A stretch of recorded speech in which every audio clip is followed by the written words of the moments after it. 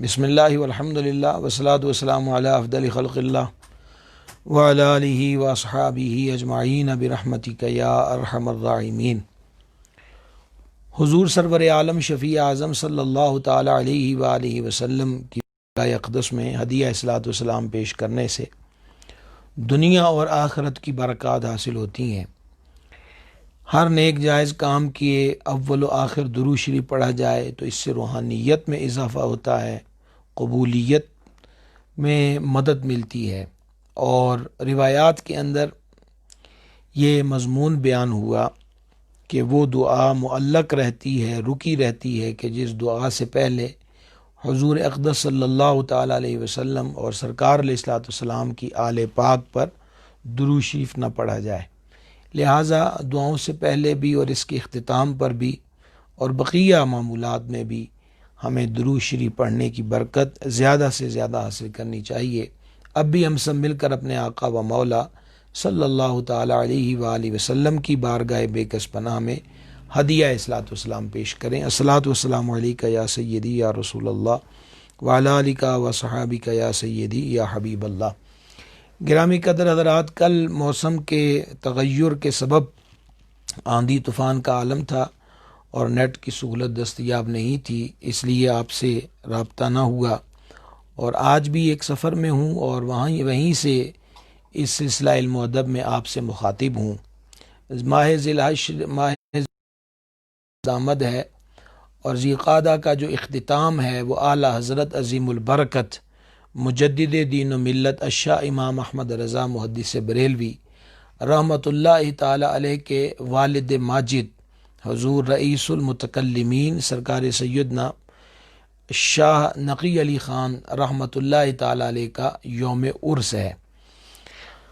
اعلیٰ حضرت رحمۃ اللہ علیہ کے والد گرامی بہت کمال کے مفسر بھی تھے، علم حدیث میں بھی یگانہ روزگار تھے، امور فقہ کے اندر بھی اللہ تبارک و تعالی نے ان کو بڑا ملکہ عطا فرمایا۔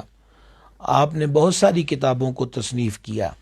آسان سے لفظوں میں یوں کہوں کہ اعلیٰ حضرت عظیم البرکت رحمۃ اللہ تعالی علیہ کے والد گرامی کے علم و فضل کو دیکھنا ہو تو پھر اس کے لیے اعلیٰ حضرت رحمۃ اللہ علیہ کی جو شخصیت اور ذات ہے وہ دیکھ لینے سے آپ کے والد ماجد کا مقام و مرتبہ اظہر من الشمس ہے۔ سیدی نقی علی خان رحمۃ اللہ تعالی علیہ نے کئی کتابیں لکھی اور ان میں سے آپ نے ایک کتاب لکھی احسن الوعاء لآداب الدعاء۔ اس کتاب کے اندر انہوں نے دعا کے فضائل اور دعا کیسے مانگنی چاہیے، کون سے امور ہیں کہ جنہیں اختیار کیا جائے تو دعا کی قبولیت کی امید قوی ہوتی ہے، اور کون سے ایسے امور ہیں کہ جن کی وجہ سے دعا کی قبولیت میں رکاوٹ پیدا ہوتی ہے۔ تو آپ کے عرس مبارک کے ایام کی مناسبت سے آج میں انہی کی کتاب سے سب سے پہلے دعا کی فضیلت پر حدیث مبارکہ آپ کے گوش گزار کر رہا ہوں۔ توجہ کے ساتھ اس کو سماعت فرمائیے گا۔ آپ نے شروع کے اندر تقریباً 10 احادیث مبارکہ بیان فرمائی جن کا تعلق فضائل دعا کے ساتھ ہے،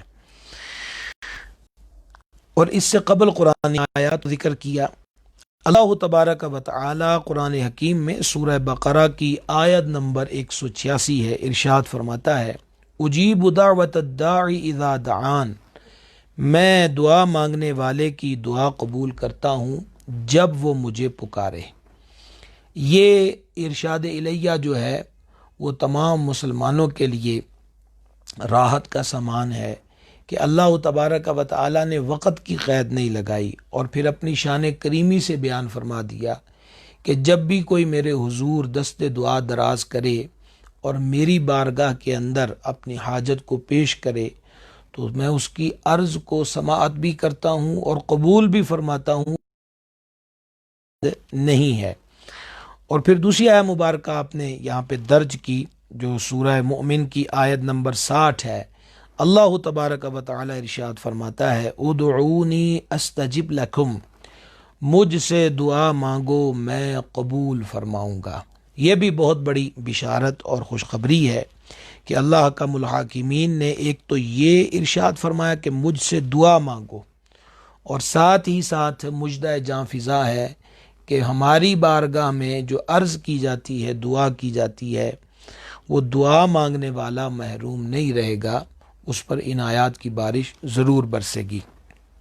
اور پھر آپ نے تیسری آیت مبارکہ یہاں پر نقل کی، 24واں سپارہ ہے اور یہ سورہ مومن کی آیت نمبر 60 اسی کا حصہ ہے۔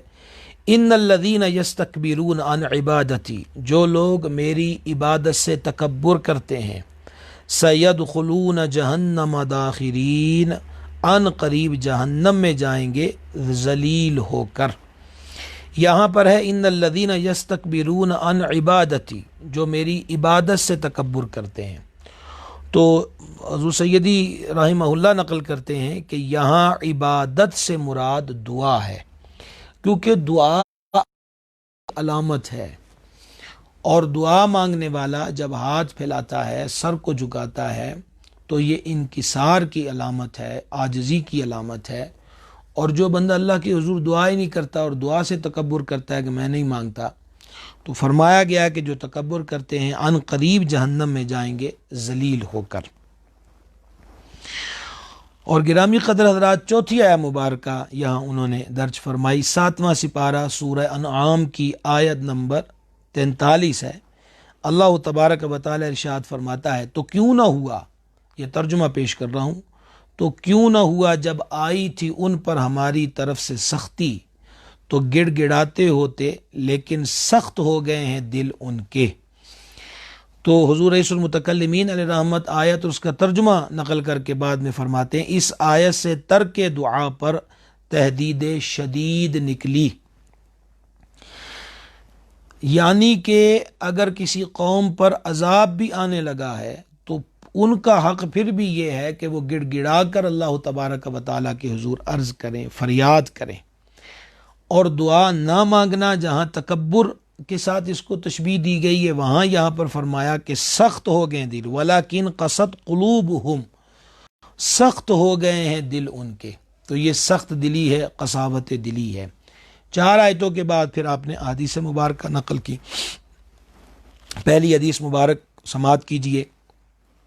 لطف کی بات یہ ہے کہ اس کتاب پر اعلیٰ حضرت عظیم البرکت سیدی الشاہ امام احمد رضا قادری محدث بریلوی رحمۃ اللہ تعالی علیہ نے حاشیہ بھی لکھا، اور یہ جو پہلی حدیث مبارک یہاں پر درج کی ہے، امام احمد رضا اس کے تحت فرماتے ہیں کہ یہ حدیث بخاری، مسلم، ترمذی، نسائی اور ابن ماجہ نے حضرت ابو ہریرہ رضی اللہ تعالی عنہ سے روایت کیا کہ رسول کریم رؤوف الرحیم صلی اللہ تعالی علیہ وآلہ وسلم نے ارشاد فرمایا کہ اللہ تبارک و تعالی ارشاد فرماتا ہے، میں اپنے بندے کے گمان کے پاس ہوں، یعنی وہ جیسا گمان مجھ سے رکھتا ہے میں اس سے ویسا ہی کرتا ہوں۔ وَأَنَا مَعَهُ إِذَا دَعَانِي، اور میں اس کے ساتھ ہوں جب مجھ سے دعا کرے۔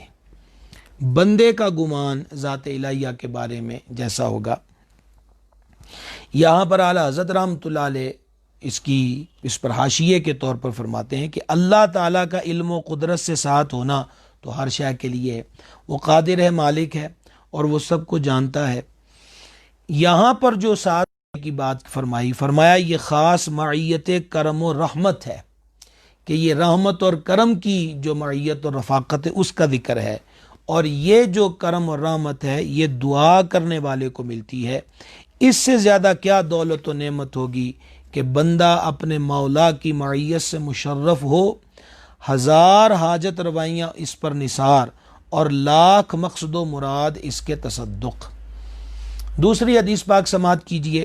امام اہل سنت علیہ رحمت نے اس کے حاشیے پر لکھا کہ یہ ترمذی، ابن ماجہ اور حاکم نے اس کو حضرت ابو ہریرہ رضی اللہ تعالی عنہ سے روایت کیا کہ نبی مکرم صلی اللہ تعالی علیہ وآلہ وسلم نے ارشاد فرمایا، اللہ تعالی کے نزدیک کوئی چیز دعا سے بزرگ و برتر نہیں، کہ دعا اس قدر اہم ہے کہ یہ اللہ رب العزت کے ہاں بزرگ و برتر ہے، اس کا مقام بہت زیادہ ہے۔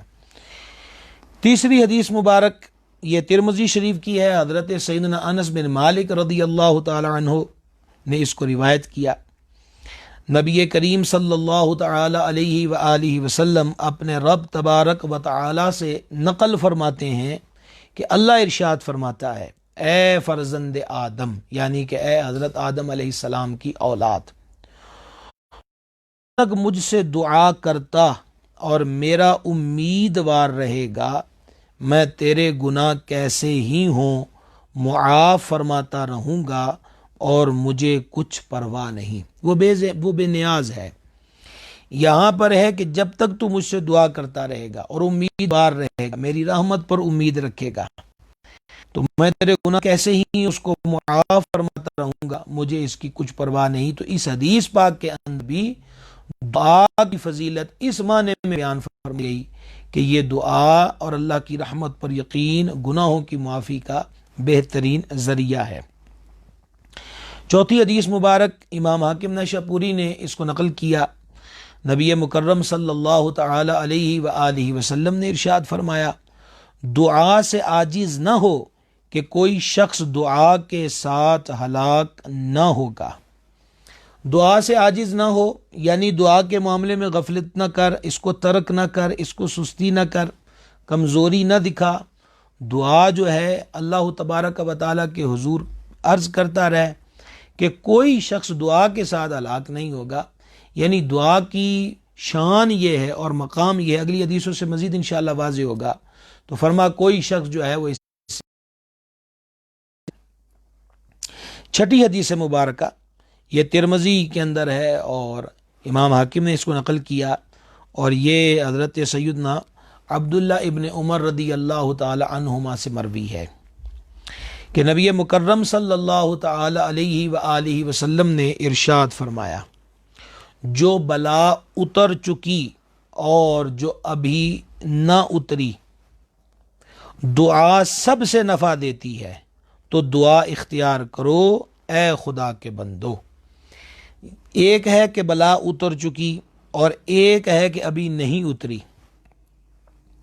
دونوں حالتوں کے اندر ہی، یعنی مصیبت آ گئی تو مصیبت کے دور کرنے کے لیے بھی کیا کرو، دعا کرو، اور مصیبت سے بچنے کے لیے بھی، بلا و آفت سے بچنے کے لیے بھی کیا کرو، اللہ تبارک و تعالیٰ کی بارگاہ کے اندر دعا کرو کہ دعا سب سے نفع دیتی ہے۔ مصیبت آئی تو اس کو ٹال دے گی، آنے والی ہے تو دعا کی برکت سے رک جائے گی، تو دعا اختیار کرو اے اللہ کے بندو، یعنی دعا کے معاملے کے اندر سستی نہ کی جائے۔ اچھا، یہ جو دعا ہے، جو مصیبت آئی وہ اور جو ابھی آنے والی ہے وہ، اس میں کیسے معاون ہوتی ہے، یہ 7ویں حدیث شریف کے اندر مضمون واضح طور پر بیان فرمایا گیا، اور اس کو مسند بزار میں اور امام طبرانی نے اور امام حاکم نے اس کو سیداتنا ام المومنین رضی اللہ تعالی عنہا سے روایت کیا کہ سرکار کریم رؤوف الرحیم صلی اللہ تعالی علیہ وآلہ وسلم نے ارشاد فرمایا، بلا اترتی ہے پھر دعا اس سے جا ملتی ہے تو دونوں کشتی لڑتے رہتے ہیں قیامت تک۔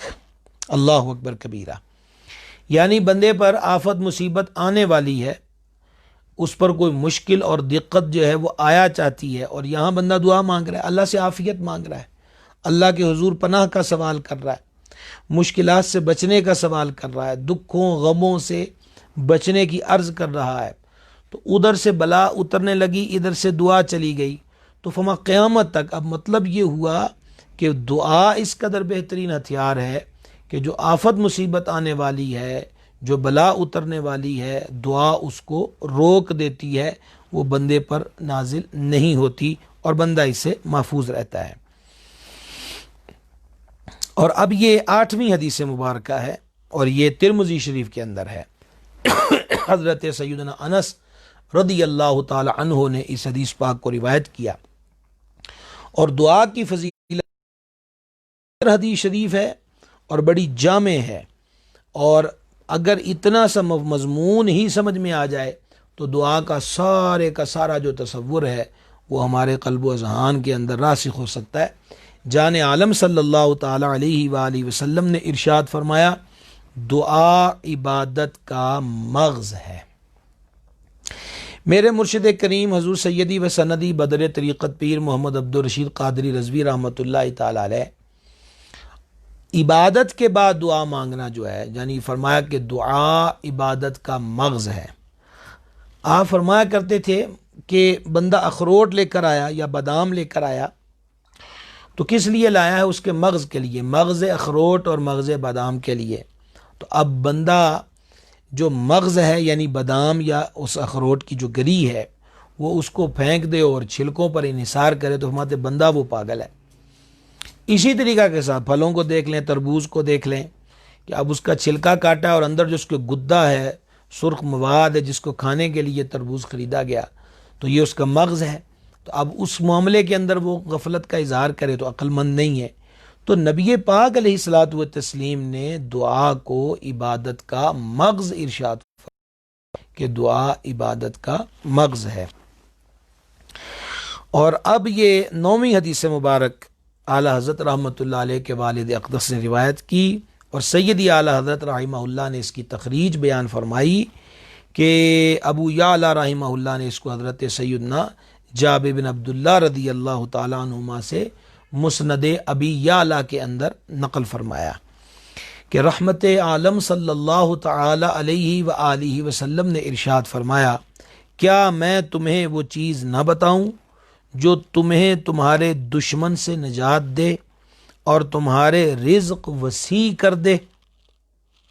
دو چیزیں ہیں، دشمن سے نجات اور رزق کی وسعت۔ اور اب یہ عمل آگے ارشاد فرمایا گیا دشمنوں سے نجات کے لیے اور رزق میں وسعت کے لیے۔ فرمایا رات دن اللہ تعالی سے دعا مانگتے رہو کہ دعا صلاح مومن یعنی مومن کا ہتھیار ہے۔ گرامی قدر حضرات، اس حدیث پاک کے اندر بھی رزق کی وسعت کا نسخہ دعا ہے اور دشمنوں سے نجات پانے کا نسخہ بھی دعا ہے۔ اور پھر جو تیسرا حصہ مضمون کا اس میں بیان ہوا کہ دعا مومن کا ہتھیار ہے۔ ہتھیار دفاع کے لیے بھی استعمال ہوتا ہے اور دفاع کے لیے کبھی کو مقصد پانے کے لیے ہتھیار جیسا کہ جہاد ہے وہاں استعمال ہوگا، اور کبھی اپنے آپ کو بچانے کے لیے ہتھیار استعمال ہوتا ہے۔ تو وہ آپ پچھلی حدیث میں سن چکے کہ آ گئی مصیبت یا آنے والی ہے، دونوں صورتوں میں دعا فائدہ دے گی۔ تو دعا کو مومن کا ہتھیار فرمایا گیا ہے، اور یہ بات کسی سے مخفی نہیں ہے کہ ہتھیار کے معاملے میں جب کوئی رکھنا چاہتا ہے، اب ملکی دفاع کی بات کر لیجئے تو بہتر سے بہتر ہتھیار جو ہیں، سامان حرب جو ہے وہ خریدا جاتا ہے، اس کو رکھا جاتا ہے، اور بہتر سے بہتر ہتھیاروں کو رکھنے کی کوشش کی جاتی ہے، اس پر باقاعدہ مال خرچ کیا جاتا ہے۔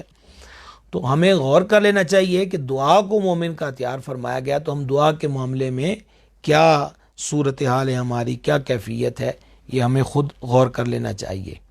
10ویں حدیث مبارک،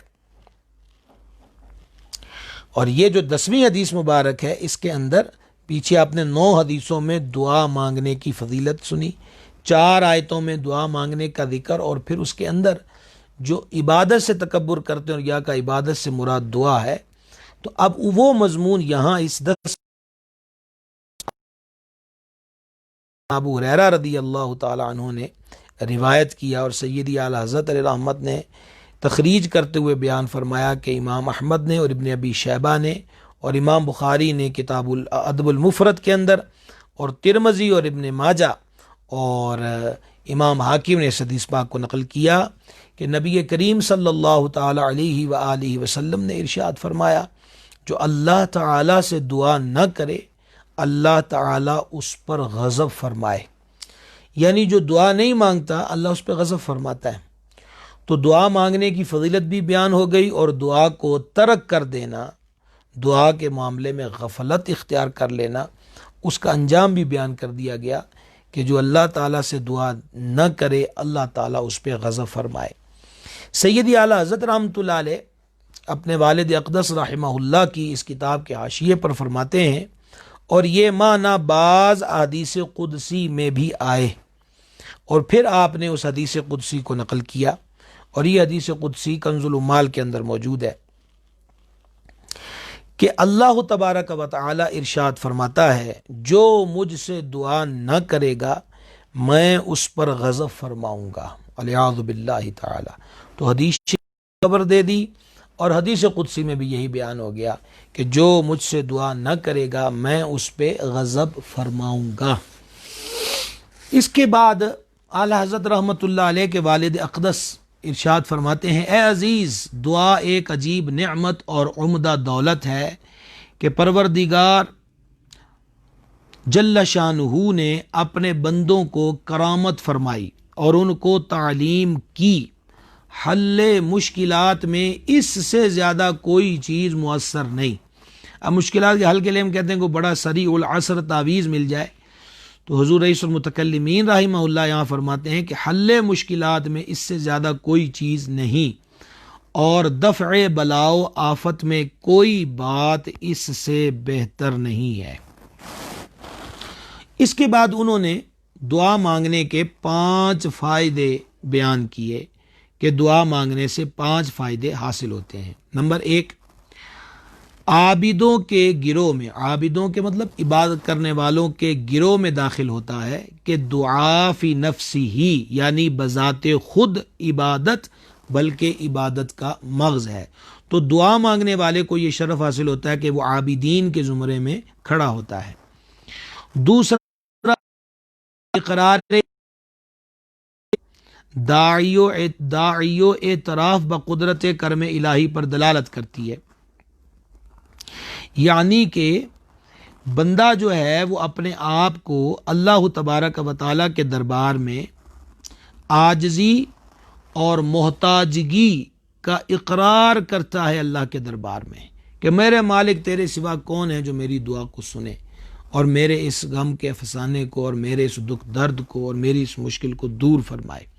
تو لہٰذا یہ اقرار عجز و نیاز ہے کہ بندہ ہاتھ اٹھا کر اقرار کرتا ہے مولا بڑی ٹرائیاں کر، مثلا ایک مریض کی شفا یابی کی دعا ہے، یا کوئی کسی آفت و مصیبت کے اندر مبتلا ہے اس کے حل کے لیے دعا کرتا ہے بندہ، اس سے پہلے وہ کوشش کرتا ہے، طبیب سے معالج سے دوا دارو کرتا ہے، یا بقیہ اپنے معاملے کے حل کے لیے باغ دوڑ کرتا ہے، نہیں ہوتا تو پھر بھی تو آ کر وہیں جھکنا ہے، پھر بھی عرض کرتا ہے بارگاہ کے اندر۔ تو دعا عاجزی اور اقرار کرتا ہے بندہ کہ میں محتاج ہوں تیرے دربار کے اندر۔ اللہ اکبر کبیرہ۔ اور پھر آپ یہ فرماتے ہیں کہ دعا مانگنا شریعت مطہرہ کے حکم کی بجا آوری ہے کہ اس نے اس پر تاکید فرمائی، نہ مانگنے پر غضب الہی کی وعید آئی۔ وہ ہم پہلے آئے ذکر کر چکے کہ اللہ فرماتا مجھ سے دعا کرو میں قبول فرماؤں گا۔ اور چوتھا فائدہ دعا مانگنے کے اندر آپ نے نقل کیا اتباع سنت، کہ حضور اقدس صلی اللہ تعالی علیہ وآلہ وسلم اکثر دعا مانگتے اور اوروں کو بھی تاکید فرماتے۔ 5واں فائدہ دعا مانگنے کا دفع بلا و حصول مدعا، یعنی بلا ٹلنے اور مراد پوری ہونے کہ بحکم ادعونی استجب لکم واجیب دعوت الداعی اذا دعان۔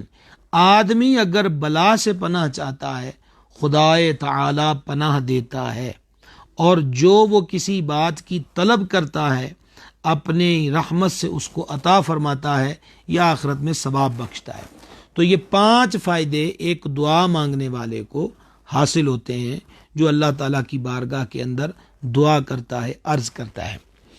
گرامی قدر حضرات، آپ نے کئی احادیث مبارکہ اور قرآنی آیات کو سن لیا، تو اس اثناء کے اندر ذہنوں کے اندر یہ سوال پیدا ہو سکتا ہے کہ میں تو فلاں کام کے لیے بڑی دیر سے دعا مانگ رہا ہوں، میرا کام تو نہیں ہوا، مجھے تو اتنی مدت بیت گئی ہے کہ میں دعا کا سلسلہ کیے ہوا، میرا تو یہ کام نہیں ہوا۔ اور پھر نوبت یہاں تک بھی آ جاتی ہے کہ بعض لوگ کہتے ہیں دعاؤں میں کیا رکھا ہے، اس قسم کی احمقانہ باتیں بھی ان کے منہ سے نکل جاتی ہیں۔ سیدھی سیدھی بات ہے کہ علم دین سے دوری ہی واحد ریزن ہے کہ اگر وہ دعا کے قبول نہ ہونے کے پیچھے بھی رازوں کو پڑھ لیتا، سیکھ لیتا، جان لیتا، تو کم از کم اس کی زبان پہ یہ شکوے نہ آتے، اعتراض نہ آتا، تنقید نہ آتی۔ اب ذرا سماعت کیجئے کہ جس بندے کی مانگی ہوئی دعا قبول نہیں ہوئی، جو اس نے مانگا تھا مطلوبہ چیز نہیں ملی، تو کیا دعا ضائع چلی گئی؟ کوئی فائدہ اس کو حاصل نہیں ہوا۔ اس کا جواب اس حدیث پاک سے سماعت کیجئے جو اعلیٰ حضرت کے والد اقدس نے احسن الوعاء میں نقل کی کہ سرور معصوم صلی اللہ تعالی علیہ وآلہ وسلم نے ارشاد فرمایا، دعا بندے کی 3 باتوں سے خالی نہیں ہوتی۔ نمبر 1، یا اس کا گناہ بخشا جاتا ہے۔ تو یعنی بندے نے اگر اللہ تعالیٰ کی بارگاہ میں دعا مانگی ہے اور وہ چیز اسے حاصل نہیں ہوئی، تو اس کا مطلب یہ نہیں ہے کہ کچھ بھی نہ ملا، مطلب یہ ہے کہ اس کا گناہ بخشا جاتا ہے۔ نمبر 2، یا دنیا میں اسے فائدہ حاصل ہوتا ہے، وہ رزق میں برکت کی صورت میں ہو، خیر میں اضافے کی صورت میں ہو، دیگر چیزوں کی صورت کے اندر ہو، وہ اس کو حاصل ہوتا ہے۔ اور تیسرا کہ اگر دعا قبول نہیں ہوئی تو یا اس کے لیے آخرت میں بھلائی جمع کی جاتی ہے کہ جب بندہ اپنی ان دعاؤں کا ثواب دیکھے گا جو دنیا میں قبول نہ ہوئی تھیں تو تمنا کرے گا کاش دنیا میں میری کوئی دعا بھی قبول نہ ہوئی ہوتی اور سب یہیں کے واسطے جمع رہتی۔ تو یہ اہمیت ہے، یعنی کسی طرح بھی وہ بندہ خسارے میں نہیں ہے جو اللہ تعالیٰ کی بارگاہ کے اندر دعا کرتا ہے، کسی صورت بھی کسی اعتبار سے بھی وہ بندہ خسارے کے اندر نہیں ہے۔ یہ بات ذہن میں ذہن نشین رکھیے۔ اچھا، پھر مزید وہ فرماتے ہیں مگر ایسے شخص کو، اس کو سماعت کر لیجیے۔ سیدی اعلی حضرت رحمۃ اللہ علیہ نے یہاں بھی حاشیے پر ایک روایت نقل کی، فرماتے ہیں کہ حدیث پاک میں ذکر ہوا اور یہ حدیث ترمذی شریف کے اندر موجود ہے، خبردار ہو بے شک اللہ تعالی قبول نہیں فرماتا کسی غافل کھیلنے والے دل کی۔ یعنی بندے کا دل غفلت میں لگا ہوا ہے، کھیل کے اندر لگا ہوا ہے، وہ مختلف صورتوں کے اندر وہ مبتلا نظر آتا ہے۔ اب ہماری حالت کیا ہے؟ دعا مانگ رہے ہیں اللہ تعالیٰ کی بارگاہ میں، اپنے ذوق میں کہہ رہے ہیں جی ہم دعا مانگ رہے ہیں، اس کے حضور عرض کر رہے ہیں، کیفیت کیا ہے؟ نظر کسی طرف ہے، ہاتھ اٹھانے کا سلسلہ کسی طرح کا ہے، دعا مانگتے وقت دل کے اندر کچھ اور ہے، دماغ کے اندر کچھ اور چل رہا ہے، بس زبان ہے جو چل رہی ہے۔ کسی سے چھوٹا سا کام بھی نکلوانا ہو تو کتنی سفارشیں، فون، رشوت تک کی معاذ اللہ پیشکش کی جاتی ہے کہ میرا یہ کام ہو جائے۔ اور دعا جو سارے کام کرنے کے لیے ہے، ساری مشکلوں کے حل کے لیے ہے، معاملات کے حل کے لیے ہے، اس معاملے میں کیا جی جمائیاں، انگڑائیاں، نظر کہاں، ہاتھ کہاں، اور دیگر معاملات کہاں پر ہیں۔ آپ غور کیجئے کہ دعا مخ العبادہ ہے۔ مثال کے طور پر ہمارے، میں نے پہلے بھی سلسلوں میں چند نشستوں کے اندر ذکر کیا کہ ہمارے ہاں فوتگی ہو جائے تو پہلی جمعرات تک فاتحہ وصول کرنے کے لیے بیٹھتے ہیں، لوگ آتے ہیں، آ کر کیا کہتے ہیں دعا مانگو۔ ایک تو وہاں پر یہ سسٹم ہے کہ لوگوں نے اخبارات رکھے ہوئے ہیں، ابھی ایک صاحب کو اٹھ کے گئے ہوں گے اور پھیلے ہوں گے، اور اخبارات بھی سارے جو اس دن کے چھپے ہوتے ہیں مختلف، وہ سارے کے سارے لا کے رکھے ہوتے ہیں۔ اب دعا مانگیں جی، اب دعا مانگ رہے ہیں اور نظر کہاں پر ہے؟ اخبار پر ہے۔ دعا کس سے مانگ رہا ہے؟ اللہ تعالیٰ سے۔ اگر یہی بات فلم دیکھنی ہوتی، ڈرامہ دیکھنا ہوتا، موبائل پہ گیم کھیلنی ہوتی، یا باقی سوشل میڈیا کی جو حرکات ہیں، یہ ان معاملات کے اندر ہوتے تو توجہ آنکھ تو جھپکنے نہیں دی جاتی، اور ادھر دعا عبادت کا مغز ہے، اور اس معاملے کے اندر حالت یہ ہے کہ اخبار پڑھ رہے ہیں، توجہ کہاں پر ہے؟ اور اللہ کے حضور دعا کا سلسلہ جاری ہے۔ تو یہ ترمذی شریف کی حدیث پاک کے اندر بیان ہوا کہ اللہ اس کی دعا قبول نہیں فرماتا غافل کی۔ ایسا غافل دل، وہ کھیلنے والا جو ہے، ایسے بندے کی دعا کو اللہ تعالیٰ قبول نہیں فرماتا۔ تو آداب دعا کو ملحوظ رکھا جائے، اس چیز کو ذہن نشین رکھا جائے۔ اچھا، مزید اعلیٰ حضرت اس پہ فرماتے ہیں حالانکہ بارہا سوتے میں جو محض بلا قصد زبان سے نکل جائے، بلا قصد زبان سے نکل جائے، مقبول ہو جاتا ہے۔ ولہذا حدیث صحیح میں ارشاد ہوا جب نیند غلبہ کرے تو ذکر و نماز ملتوی کر دو. یہاں نماز سے مراد نوافل بھی ہیں. مبادا یعنی کہیں ایسا نہ ہو کہ کرنا چاہو استغفار اور نیند میں نکل جائے کوسنا. اچھا، سیدی نقی علی خان رحمۃ اللہ علیہ فرماتے ہیں کہ آداب دعا کی آیات و احادیث صحیحہ معتبرہ و ارشادات علماء کرام سے ثابت، جن کی رعایت انشاءاللہ تعالی ضرور قبولیت کا سبب ہو. اور امام اہل سنت رحمۃ اللہ علیہ فرماتے ہیں کہ وہ 60 ہیں، یعنی آداب دعا 60 ہیں. 51 جو ہیں آپ کے والد گرامی نے ذکر فرمائے اور 9 کا اضافہ اس میں اعلیٰ حضرت رحمۃ اللہ علیہ نے کیا. پہلی چیز کیا بیان ہوئی؟ وہ ہے ادب. دل کو حد الامکان خیالات غیر یعنی دوسروں کے خیالات سے پاک کرے. بڑے غور کے ساتھ سنی گا، یہ آداب دعا ہیں. سیدی اعلی حضرت رحمۃ اللہ علیہ اس کے حاشیے پر فرماتے ہیں رب عز و جل کا خاص محل نظر یعنی جہاں اس کے کرم کی نگاہ اب جلوہ گر ہوتی ہے وہ دل ہے.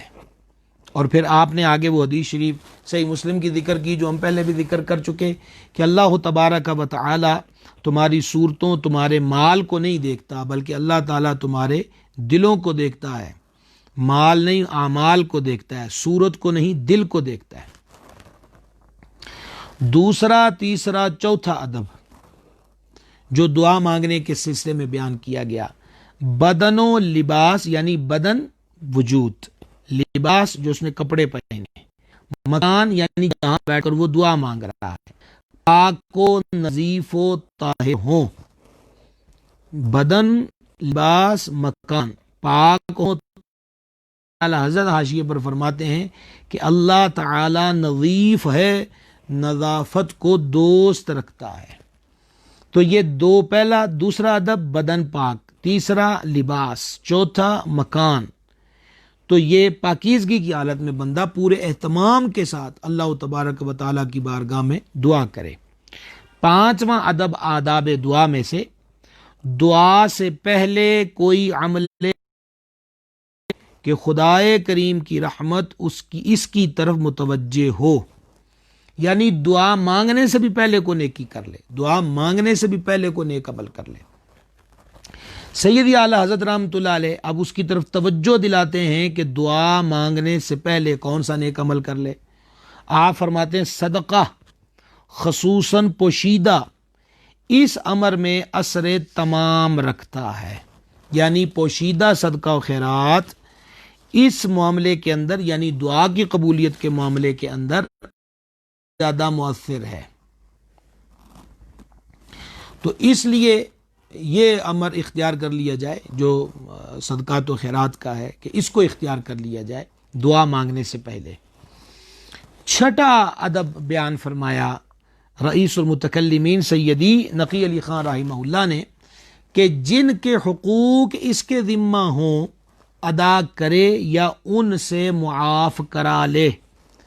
اعلی حضرت رحمۃ اللہ حاشیے پر فرماتے ہیں بندوں کے مطالبات گردن پر لے کر دعا کے لیے ہاتھ اٹھانا ایسا ہے جیسے کوئی بادشاہ کے حضور بھیک مانگنے جائے اور حالت یہ ہو کہ چار طرف سے لوگ اسے چمٹے ہوں اور داد و فریاد کا شور کر رہے ہیں. اسے گالی دی، اسے مارا، اس کا مال لے لیا، اسے لوٹا. غور کرے اس کا یہ حال قابل عطا و نوال ہے یا لائق سزا. وحسبنا اللہ ونعم الوکیل. یہ جو مثال اعلیٰ حضرت رحمۃ اللہ نے دی بڑی کمال کی ہے کہ ایک بندہ بادشاہ کے پاس اپنا معاملہ لے کر جاتا ہے. یہ تو گیا اپنی درخواست لے کر، کوئی گزارش لے کر، اس کو حاجت ہے، طلب ہے، ضرورت ہے. اب یہاں پر پہنچا تو 8-10 بندوں نے جاتے اس کو بادشاہ کے سامنے دبوچ لیا. اس نے مجھ پہ ظلم کیا جی، اس نے میرے پیسے کھائے جی، اس نے زیادتی کی، اس نے میری غیبت کی، اس نے فلاں فلاں. تو فرماتے ہیں کیا حال ہوگا؟ کیا وہاں مقبولیت ہوگی بادشاہ کے پاس؟ بادشاہ کہے گا یہ کیسا بندہ آیا جو اپنی گردن پہ لوگوں کے بوجھ لے کر آئے. تو دعاؤں کی قبولیت میں ایک مؤثر چیز یہ بھی ہے کے حقوق کا عدم ادائیگی کا جو بوجھ ہے وہ نہ ہو۔ 7واں ادب آداب دعا میں سے کھانے پینے لباس و کسب میں حرام سے احتیاط کرے کہ حرام خوار و حرام کار یعنی حرام کھانے والے اور حرام کام کرنے والے کی دعا اکثر رد ہوتی ہے۔ اگر میرا حافظہ ساتھ دے رہا تو امام محمد غزالی رحمۃ اللہ نے لکھا کہ حضرت سیدنا موسیٰ علی نبینا الکریم علیہ الصلاۃ والتسلیم اللہ تبارک و تعالیٰ کے دربار گوہر بار میں ایک بندے کو دعا مانگتے ہوئے دیکھ رہے تھے۔ وہ گڑ گڑا کے عرض کر رہا تھا، فریاد کر رہا تھا، اور حضرت سیدنا موسیٰ علیہ السلام دیکھ رہے تھے کہ اس کو رد ہو رہی اس کی دعا، جواب مل رہا ہے نفی۔ تو اللہ کریم کے دربار میں عرض کی، الہی یہ تیرا بندہ تیرے دربار میں دعا کر رہا ہے اور جواب آگے سے نفی میں مل رہا ہے۔ فرمایا یہ اتنا روئے کہ مر جائے اور اتنے ہاتھ اٹھائے کہ آسمان کو چھو لے، ہم تب بھی اس کی دعا کو قبول نہیں کریں گے، کیونکہ اس کے پیٹ میں جو خوراک ہے وہ حرام ہے، جو اس نے لباس پہنا ہوا ہے وہ حرام مال سے کمایا ہوا ہے۔ تو لہٰذا دعاؤں کی جو قبولیت ہے، اور پوچھا گیا کہ بتائیے کہ دعا قبول ہونے کا نسخہ، انہوں نے کہا حلال کھانے لگ جاؤ دعائیں قبول ہو جائیں گی۔ حضور سیدی و مولائی نظام الحق والدین حضرت نظام الدین اولیاء محبوب الہی رحمۃ اللہ علیہ کے ملفوظہ شریف کے اندر ایک بزرگ سے پوچھا گیا کہ اسم اعظم، انہوں نے کہا کہ بطن جو ہے وہ حلال سے بھرپور ہو اور اللہ تعالیٰ کی ذات پر بھروسہ کر کے تو جو نام اس کا لے گا وہ تجھے اسم اعظم کا کام دے گا۔ اندر رکاوٹ ہے، اس لیے لکھا کہ کھانے پینے لباس و کسب میں کھایا جو ہے وہ بھی حلال، پیا ہے وہ بھی حلال، اور کسب یعنی جو کما رہا ہے وہ بھی حلال ہو، ناجائز اور حرام ذریعے سے آمدن نہ ہو، کہ یہ امور حلال کی بجائے حرام کھایا، حرام کا لباس، حرام کسب ہے، تو یہ امور جو ہیں وہ بندے کی دعاؤں کی قبولیت کی راہ کے اندر رکاوٹ ہوتے ہیں۔ گرامی قدر حضرات، اس کی آپ ایک جھلک اور مثال دیکھیں۔ حضور سیدنا فرید الحق والدین حضرت بابا فرید الدین مسعود گنج شکر پاک پتنوی رحمۃ اللہ تعالی علیہ جب حضور قطب الحق والدین سیدنا قطب الدین بختیار کاکی رحمہ اللہ کے مرید ہوئے تو آپ کے مرشد نے دہلی میں حضرت بابا فرید رحمۃ اللہ علیہ کو طے کا روزہ رکھنے کا، جو 3 سے 5 دن کا بھی ہوتا ہے، ارشاد فرمایا۔ افطار کا وقت ہوا تو دہلی کا کوئی عقیدت مند تھا جو حضرت بابا فرید رحمۃ اللہ علیہ کو افطار والے دن افطاری کا سامان دے آیا۔ حضور سیدنا گنج شکر رحمۃ اللہ علیہ نے اس بندے کے بھیجے ہوئے کھانے سے افطار کیا، بڑی مختصر اور قلیل ہوتی تھی۔ تھوڑی دیر کے بعد حضور گنج شکر رحمۃ اللہ علیہ کی نگاہوں کے سامنے ایک منظر آنے لگ گیا کہ جیسے جانوروں کی پڑی ہوئی آنتوں میں کوے چونچے مار کر کھینچ رہے ہیں۔ اس سے حضور گنج شکر رحمۃ اللہ علیہ کو گھن محسوس ہوئی اور حالت یہ ہو گئی کہ آپ کو قے آ گئی اور جو کھایا تھا وہ قے کے ذریعے خارج ہو گیا۔ اور اس کے بعد آپ اپنے مرشد حضور قطب الحق والدین رحمہ اللہ کی خدمت میں حاضر ہوئے اور معاملہ عرض کیا کہ میرے ساتھ یہ ہوا ہے۔ تو حضور کے مرشد گرامی سرکار قطب الدین جو حضور غریب نواز کے خلیفہ ہوئے سلطان الہند رحمۃ اللہ علیہ کے، آپ نے فرمایا، جو اس کا مفہوم پیش کر رہا ہوں، کہ فرید اچھا ہوا وہ کھانا تیرے پیٹ میں نہ رہا، کہ وہ کھانا جو تھا اس کی آمدن مشکوک تھی، خالص حرام کی بات نہیں ہو رہی، صرف مشکوک کی بات ہو رہی ہے۔ تو فرمایا اس لیے اب محنت کا معاملہ یہ ہوا ہے کہ دوبارہ روزہ رکھا جائے، پھر رکھا، اب آپ خود اندازہ کریں کتنے دن گزر گئے، بھوک کا عالم کیا ہوگا۔